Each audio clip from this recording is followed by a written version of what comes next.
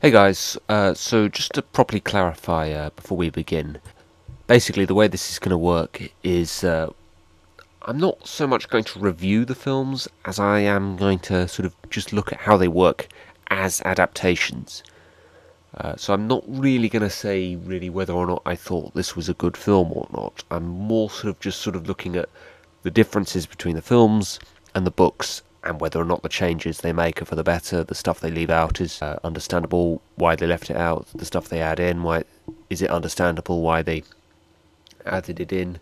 The stuff they keep in, does it work? Basically all the kinds of things that they've done in the process of transferring it from book to film. Harry Potter and the Philosopher's Stone. I thought this film was just okay. I thought the book was just okay, but how does it work as an adaptation? And one other thing I should probably say, which pretty much goes without saying really, is there isn't much point you watching this video if you haven't read the book, because I am going to be constantly comparing this film to the book. The first thing you notice that they've left out is Uncle Vernon sort of going about his business on the day that Harry's parents are killed, or the day after Harry's parents are killed, whatever. And just sort of noticing all these sort of strange things going on, people mentioning the Potters and strange people wandering around. And we, as a reader in the book, are just as much sort of mystified as Uncle Vernon is. We don't know any more than him. We have no idea what's going on. We have no idea what all this is about. And I remember when I first read the book, I thought that was a really good way to start off the book, because it gets you engrossed in the story right away, because you don't know what's happening here, and you are sort of keen really to find out, to keep reading and find out what exactly is going on. That sort of mystery about not being sure what's going on would have been lost in the film, because by the time the film came out, I think pretty much everyone, even if they hadn't read the book, was fairly sort of up on the sort of basic premise and the basic story of Harry Potter, that he'd survived a curse from Lord Voldemort when he was a baby. Even those who hadn't read the book would probably have known what was going on if that had been in the film. With that in mind, all the sort of publicity that the book received and how much everybody knew about the story, once the film came along, there didn't seem much point in having that scene, so I think they were right to cut that. So we actually start off with Harry being taken to the Dursleys and being left on the porch. Quite a well done scene. They leave in the line about how, Harry's going to be world famous, and it's better off if he grows up away from all of that. That's a good line. That is an excellent way of sort of summarising exactly why he's being left with the Dursleys, even though they aren't particularly nice people. I don't quite understand why the letter that they leave with Harry has the Dursleys' address on it. If they were sending it by owl, to send separately to Harry, I could understand why it needed an address, but if they're just going to leave it on the doorstep, it doesn't actually need an address. Do they mention in the book that there was an address on there as well? Certainly in the film you can clearly see that there's an address on the letter, and there isn't really any need for one. Now we move on to 10 years later. Daniel Radcliffe, never really liked him as Harry, gotta be honest. That's sort of the one major gripe I have. Well, one of the major gripes I have about the films is that Daniel Radcliffe as Harry Potter, he's not very good, I've got to say. So the scene with the snake, was a little surprised actually they left this in, because I remember thinking in the book that this wasn't very interesting, and I didn't really sort of care for what was happening, but I suppose it's more left in there as an example of Harry making something kind of strange that he can't explain happen, because, they don't mention any of the other strange things he does. They're mentioned in the book, but they're not mentioned in the film. Dudley's friend Piers is left out, which makes sense as well. He doesn't play any kind of major role. It makes sense to cut him out. Interesting, though, that in the book, Piers is the one that says, "Oh, look at this snake, you won't believe what it's doing." But in the film, obviously, it's Dudley who does that. Just a kind of minor thing about that line, actually, is you hear Dudley say, "Hey, look at this snake, you won't believe what it's doing." But when you actually see him in the shot, he's not looking at the snake, he's looking off camera at something else. So it doesn't really make much sense for him to say, "Hey, look at this snake," and then he's not actually looking at the snake himself. But a good scene, nonetheless, and I think maybe the Dursleys are kind of overreacting to the sort of horror of Dudley just being trapped in when the glass disappears and then reappears. They don't actually mention in the book, I think, that the glass reappears after Dudley tries to get out.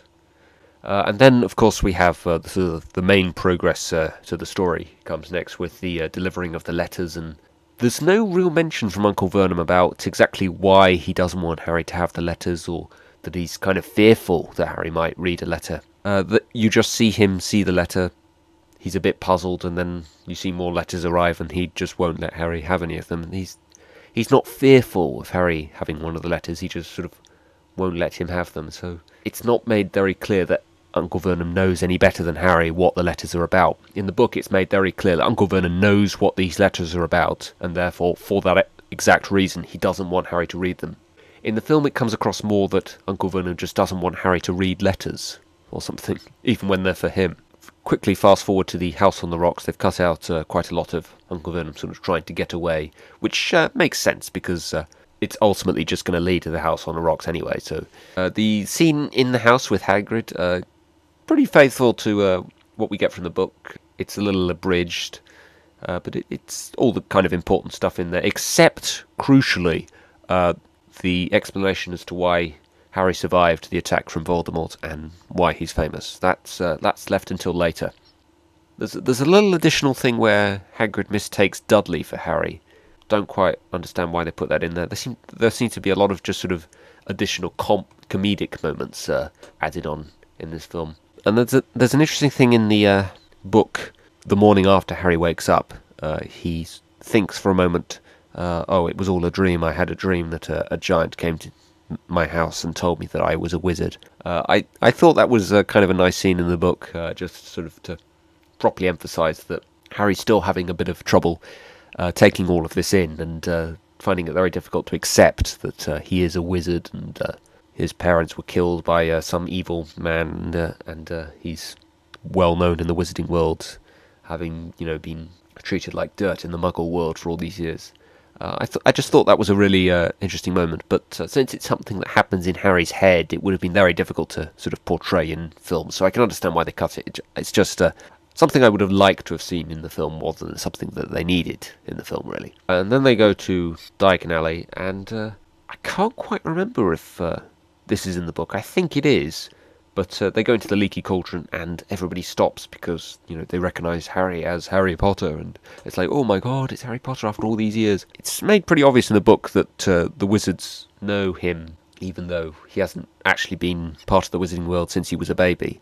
They all recognise him, they all know who he is. So, I don't know, has some Daily Prophet paparazzi been spying on him all these years and getting photographs of him so the whole wizarding world knows what he looks like or something? But here it makes even less sense that they would know what Harry looks like, because earlier in the film we see Hagrid mistake Dudley for Harry, so he obviously doesn't know what Harry looks like. How does the rest of the wizarding world know what Harry looks like if Hagrid doesn't know? And, obviously Harry becomes more frustrated really there, because of course in the film he still doesn't know why he's famous at this point. And there's an interesting moment just before they go into Diagon Alley where Hagrid is like, I'm not sure I'm the right person to tell you that. And that's an interesting point, really. This is such an important bit of information, and Harry's such an important figure. Telling him the backstory to why he's famous, that's probably something that they've thought about at Hogwarts, or people that have known Harry or knew Harry's family. The person who was going to tell him that was probably something that was seen to be quite important, quite an honour.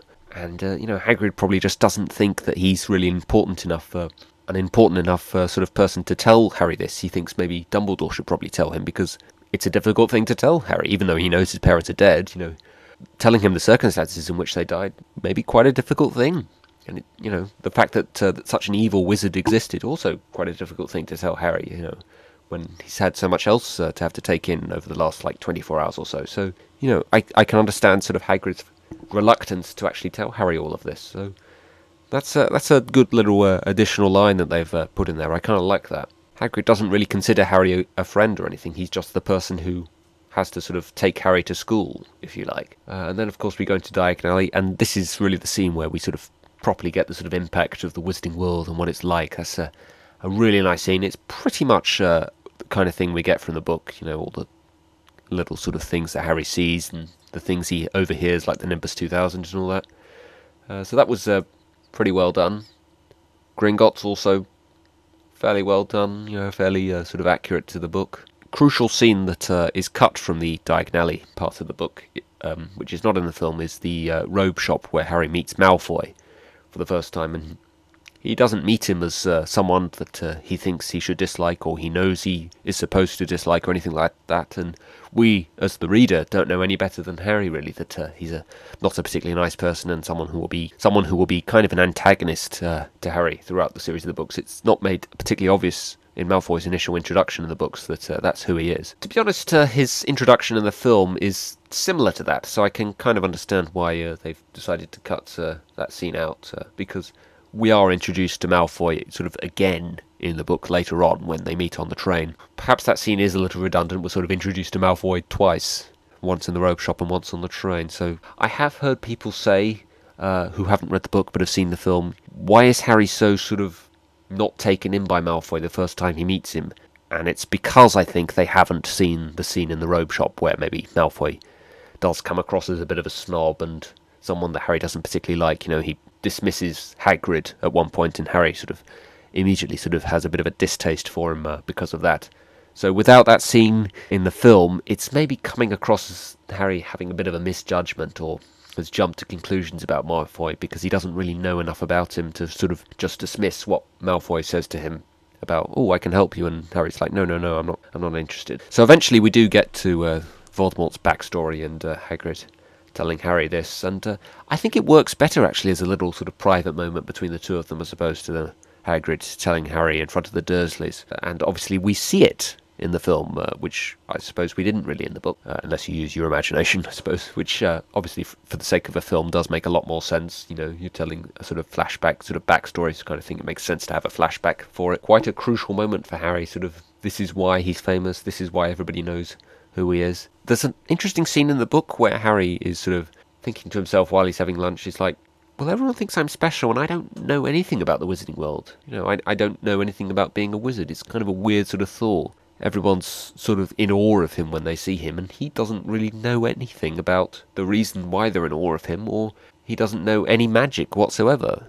It's kind of a sort of ironic thing. He's sort of the most famous wizard in the world, and yet he himself doesn't really know anything about being a wizard. So that was a nice sort of scene in the book, which unfortunately is not in the film, and I think I would have liked to have seen that. And I don't think it would have added too much time to the film, and I think it would have been kind of sort of adding to Harry's sort of awe or wonder about the wizarding world at this sort of early stage, and I think they were wrong to cut that out, really. Ollivanders, that scene is pretty much the same, except Harry tries out a lot less wands, and Hagrid's not there while it's going on. The sort of problem with this scene is, at this point, Harry still doesn't know how he got his scar, and so when Ollivander says to him, it's very interesting that the brother of your wand gave you the scar on your forehead, and Harry's just like, well, what does that actually mean? That's of no significance to me because I don't know anything about how I got the scar. So that's the sort of problem with moving the backstory to Voldemort in the film, because Harry doesn't actually know how he got the scar at that point. A moment I really don't understand is the way that Hagrid just disappears at King's Cross. Now, I can understand why in the book, obviously, Hagrid takes Harry back to the Dursleys, and he stays there for a few days, and then he goes to King's Cross with the Dursleys, and obviously the Dursleys aren't interested in helping Harry, so they just drive off and leave him on their own. Now, I can understand why they cut out that second bit with the Dursleys. You know, it does sort of come across as a bit redundant. Harry leaves with Hagrid, and then he goes back to the Dursleys for a few days, only to leave them again later on. It seems a bit pointless to me. It makes more sense to just have the bit with the Dursleys, and then all the sort of magical stuff after that. But I don't understand why Hagrid would just disappear at King's Cross. There is a little thing where he says, oh, is that the time? I'm in a bit of a rush, I've got to go. But he wouldn't just sort of abandon Harry, you know, in a split second like that without even sort of making sure that everything was okay. I didn't really like the way that he just sort of disappeared into thin air like that. So that kind of bugged me. But obviously he needs to do that really to get into the situation of Harry not knowing how to get onto platform 9 3/4. And I think there are better ways they could have done it than that. So getting onto the platform is abridged, very much so. We're not really introduced to Fred or George. We're not introduced to Percy at all. We're only given a sort of vague introduction of Ron. Mrs. Weasley seems to have sort of the sort of main role in all of that, and then we're sort of introduced to Ron later on when he joins Harry in the cabin, get into conversation. Again, that's sort of abridged, really. We don't again find out much about Ron or Ron finding out much about Harry. Again, they sort of exchange quite a lot of sort of back and forth finding out stuff about one another in the book, and it's not there in the film, unfortunately. They seem more fascinated in the sweets they're eating, really. There's more about that than there is in Ron's sort of backstory and where he's from and his family and all that. And Hermione as well she's just sort of knowledgeable and knows a lot of spells and acts like sort of Ron's mother in a strange sort of way. Again, there isn't much of a sort of in the book. She comes across as very sort of irritating and sort of a know-it-all. In the film, you don't really sort of get that kind of impression from her. So then, of course, we get Malfoy's introduction, and like I said, Harry seems a bit sort of judgmental, jumping to conclusions about Malfoy in the film, because this is obviously in the film the first time he's met Malfoy, whereas in the book it made more sense because he'd already met Malfoy and had a bit of a distaste for him in the robe shop. It doesn't make as much sense that Harry would just dismiss Malfoy so quickly. So, yeah, now that I properly think about it, they probably weren't right to cut the robe scene, the scene in the robe shop. The sorting hat scene, again, abridged. The students are not sorted in alphabetical order like they are in the book. There's no sorting hat song, which makes sense, really. It's not important to the story, really. But overall, I thought the sorting hat scene was really well done, pretty faithful to the book. Then we have, obviously, things like the Transfiguration class. Well, we don't really have the Transfiguration class, we just have Professor McGonagall telling Harry and Ron off for being late. The potion scene, pretty accurate to the book. I don't quite like the way that Snape begins his little speech as he walks into the classroom. It seems a bit rushed in that sense, but otherwise it was pretty good. The flying scene, while accurate to the book, I didn't really like some of the effects in that. It seemed a bit off to me, very sort of obvious CGI in some of the shots. And there's also a slight change to Malfoy's line where he's going to leave Neville's remember ball. He says, "How about on the roof?" Whereas in the book it's, "How about up a tree?" And that makes sense because there don't appear to be any trees around where it is that they are. And there's a little additional scene where Hermione says to Harry, "Oh, it's in your blood, you'll be a great seeker for Gryffindor." And she goes and shows Harry the trophy room where it says that his father was a seeker. It doesn't really make much sense that Hermione would know about Harry's father being a seeker, since she was raised by muggles. It would make more sense, really, I think, if Ron knew something like that, or maybe Fred or George knew something like that. In the book, it is mentioned by Professor McGonagall that Harry's father played Quidditch. I don't think it's mentioned that he was a seeker. I think they say at some point that he's a chaser, so I'm not quite sure why they changed that. And this also becomes a bit of a problem because this is before the whole incident with the troll, when Hermione sort of officially becomes Harry and Ron's friend. So why would she be doing this to help Harry out at this point when she's not really their friend? Yeah, I don't quite understand the purpose of that additional scene. Another bit of additional sort of comedy is the exploding feather in the Transfiguration class. Not the Transfiguration class, Charms class. Seems like something out of a Looney Tunes cartoon. Don't quite know why they've added that in, really, other just for the sake of some comedy that could pretty much be in any film.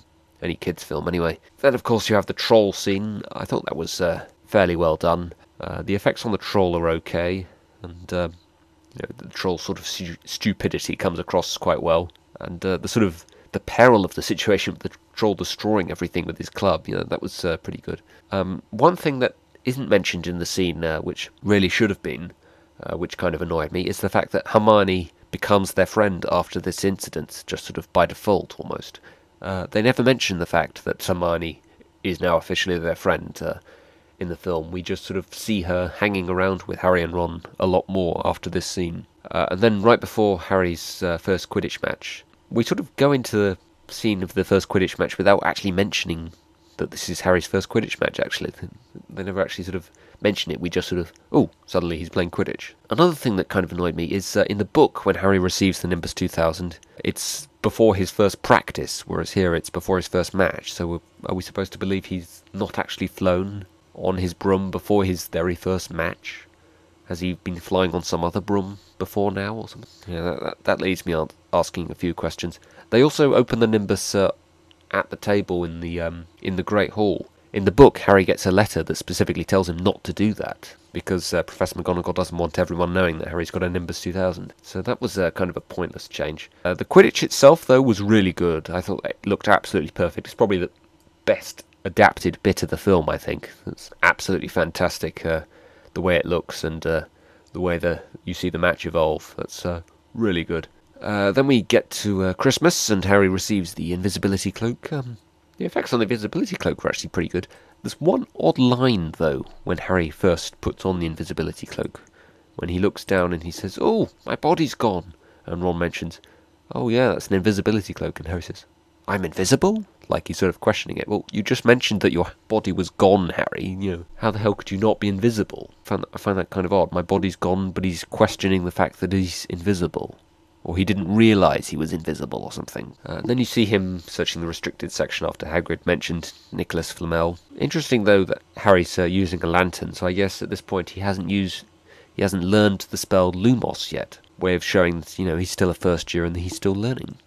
Kind of like that. But the kind of annoying thing about this is that he spends all this time looking for Nicholas Flamel, and then they cut out the actual way in which Harry discovers Nicholas Flamel's name, which is finding him on the back of the Dumbledore Famous Witches and Wizard card. Confusing to someone who hadn't read the book. He spent all this time searching for Nicholas Flamel, and then, suddenly they found him, without really sort of, acknowledging that. It's just suddenly, by the way, he's been found now, and there's no sort of emphasis on it.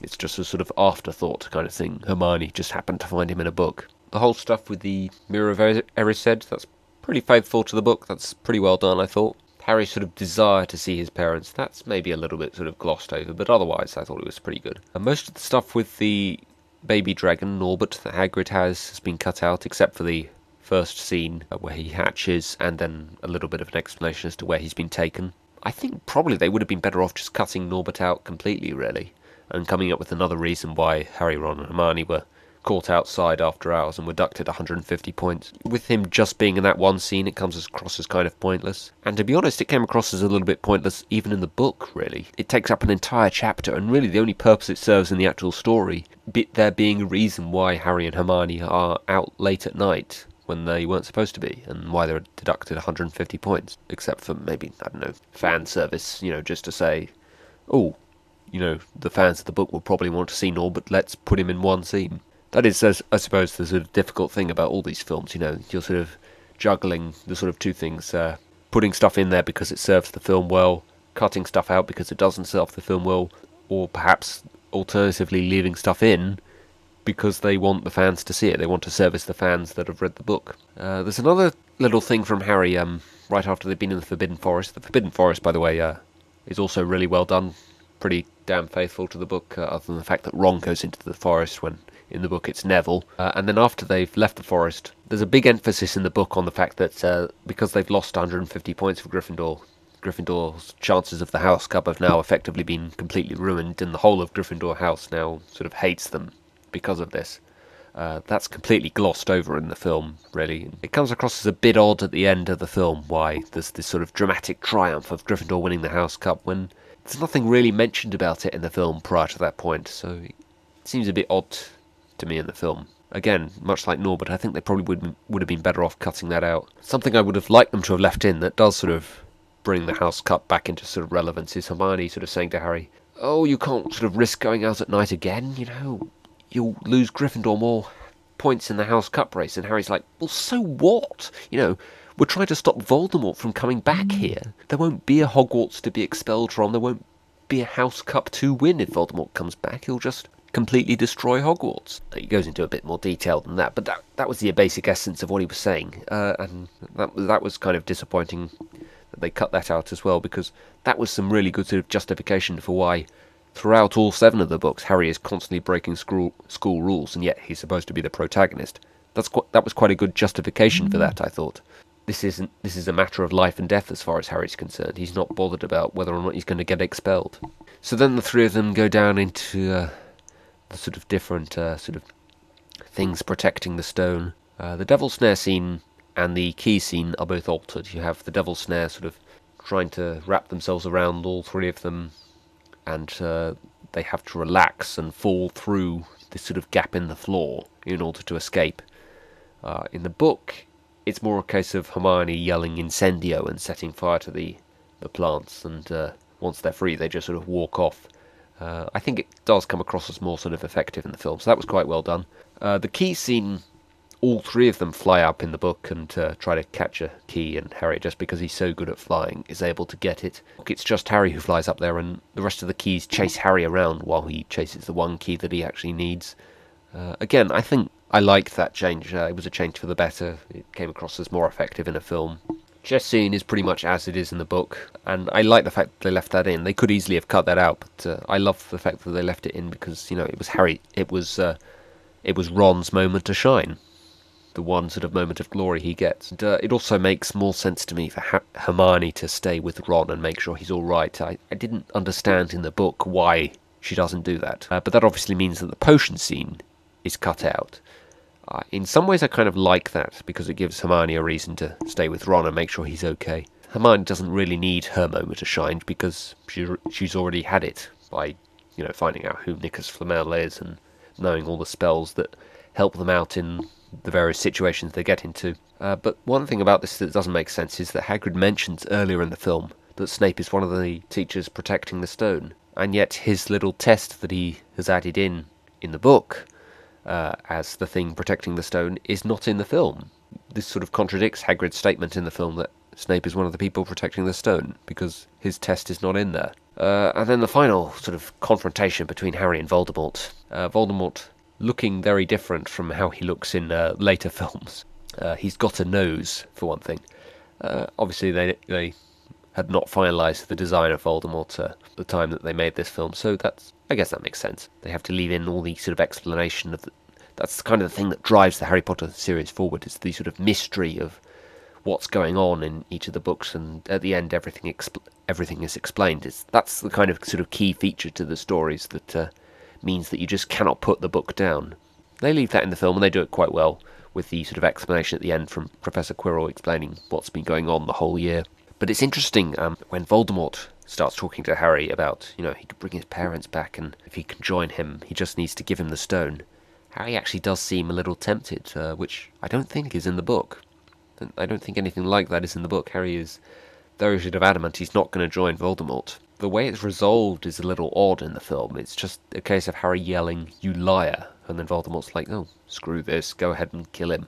So that's a bit poorly done. It could have been more a case of maybe Harry saying, "You're a liar because you killed my parents," maybe. "I'm not going to join someone who killed my parents." Would have liked to have seen Harry actually say something like that, because it seems a bit vague in the film. The way that Quirrell dies, though, they never really explain exactly how Quirrell dies in the book. I like the fact that they make it a lot more clear in the film exactly what happened to Quirrell, that he sort of crumbled into nothingness because Harry was so painful to touch or something. So I liked that. It looks really cool as well. The scene in the hospital wing with Dumbledore, pretty accurate to what we get in the book. There's just no mention of why Voldemort wanted to kill Harry in the first place. Harry, in the book, asks Dumbledore, "Why did Voldemort want to kill me?" And Dumbledore's like, "I'm sorry, I can't tell you that, or at least just not yet." Not mentioned in the film. It's kind of a disappointing thing. I don't know, maybe they weren't sure they were going to make all 7 films at the time, so they weren't sure if they were ever going to get to that in the films. And in fact, when this film was made, Order of the Phoenix had not come out yet, so sort of even the readers of the book didn't actually know the answer to that question, so maybe that's why it's not in there. And then you have the triumphant scene at the end where Gryffindor wins the House Cup. Again, like I said before, they never really give much emphasis until that last scene as to it being important who wins the House Cup, so I don't know, it came across as a bit sketchy and a bit rushed and a bit vague, that last scene. Harry's just saved the world from Voldemort.